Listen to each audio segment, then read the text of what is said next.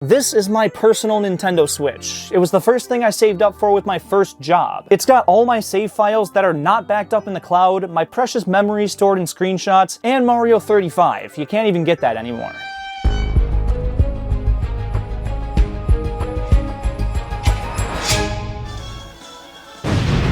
Okay, I've heard the rumors, I've seen all the negative reviews, and I've read all the comments saying these third-party docks will brick your Switch. And I get it. No one wants their $300 console turned into a paperweight. But I've been using this third-party dock for months now and haven't had any issues with it. So today, we're gonna dive into the 3 big concerns with third-party docks and see if they hold any weight in 2024. Starting with the elephant Mario in the room. Will one of these brick your Switch? Back when these third-party companies first started manufacturing docks, yes, they had a high likelihood of decimating your console, but it's important to understand why. The official Nintendo Switch AC adapter provides 39 watts of power at 2.6 amps and 15 volts, and these older docks weren't adhering to Nintendo's strict power delivery specifications and gave the Switch way too much power, which would fry the PMIC chip that was supposed to regulate power delivery and battery charging, and made it so when the battery ran dry, you couldn't recharge it. That's mostly blamed on the fact that USB-C wasn't as universal as it is present day. So these manufacturers tweaked a spec or two and things went awry. Also, with how popular the Switch was, these things were rushed into production with hardly any attention to detail or quality components, so that didn't help their case either. And where the base dock had some precautions put in place to protect from surges and instabilities, these just didn't. In 2024 though, those aren't really concerns anymore. For starters, the USB-C power delivery standards are strictly followed by just about every dock on the market, ensuring the correct power output. And some docks like the one I have here even have dynamic adjustment features or surge protectors to safeguard against bricking. They're also made with better components that are built to last and go through much more rigorous testing because the bad rap they got early on kind of forced their hand. The only possible way this thing could brick your console is if the USB-C connector pins are damaged and cause the data lines to cross. And the thing is, that's just as likely to happen with a first-party dock, and it has happened with multiple.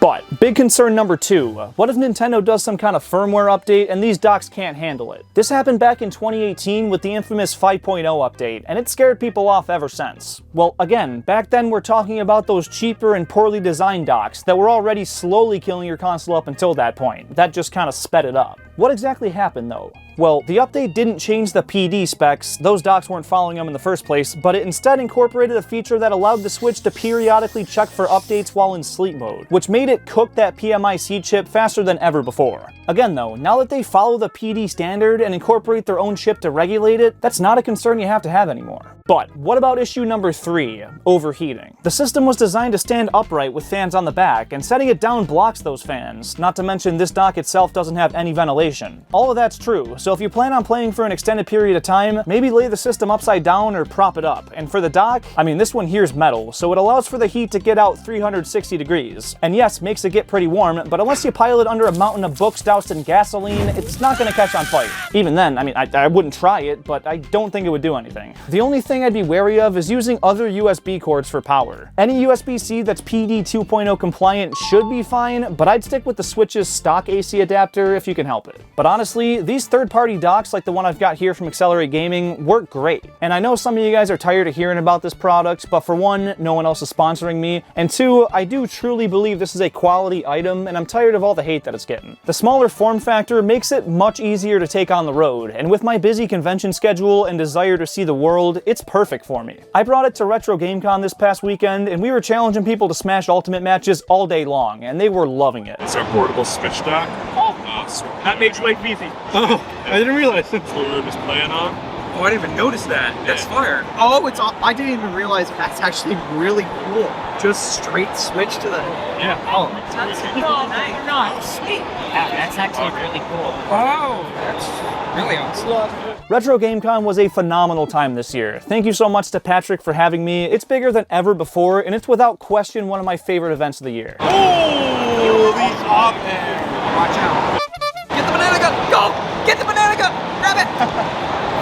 No! But yeah, if you're on the market for a new Switch dock, whether it be because your old one broke or you just want a more portable alternative, grab my personal choice using the shopping tab below or the link in the description. It's just 20 bucks, and the first 20 people to use code RGC2024 get 15% off. And if you've got any other concerns about the product or know more about it than I do, because I'll be honest, I don't know everything, definitely leave any information or questions down in the comments, because I really want to get to the bottom of this and make sure nobody's left uncertain about this product. So with that said, thank you so much for watching, and please have a fantastic rest of your day. As always, I'll see you in the next video.